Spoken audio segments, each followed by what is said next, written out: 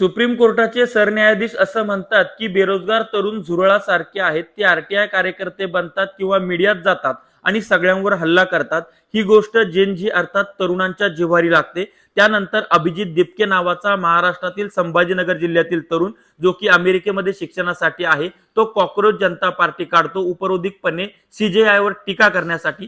त्यानंतर याची social movement तयार होते आणि बीजेपी पेक्षा जास्त फॉलोअर आता त्याचे झालेले आहेत. 9.5 मिलियन त्यांनी क्रॉस केलेला आहे आणि काँग्रेसला सुद्धा ते लवकरच क्रॉस करतील.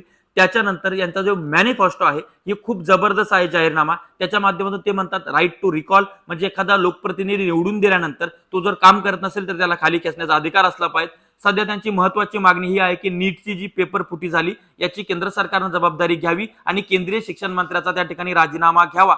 त्याचबरोबर भ्रष्टाचार मुक्त शासन असलं पाहिजे, बेरोजगार तरुणांना रोजगार मिळाले पाहिजेत आणि या देशाची सत्ता चांगल्या सबळ हातामध्ये असली पाहिजे.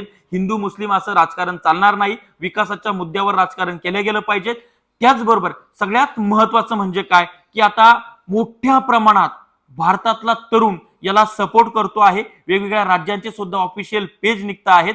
याची अद्यापपर्यंत ईसीआय कडे नोंद नाहीये. ही सोशल मीडियावरची मुवमेंट आहे. मात्र अशा पद्धतीने जो तरुण जागरूक झालेला आहे तो नेपाळ सारखं किंवा बांगलादेश सारखं करणार नाही असं अभिजित दिपके यांनी सांगितलंय, कारण आम्ही संविधानाच्या मार्गाने जाणार असं म्हणाले.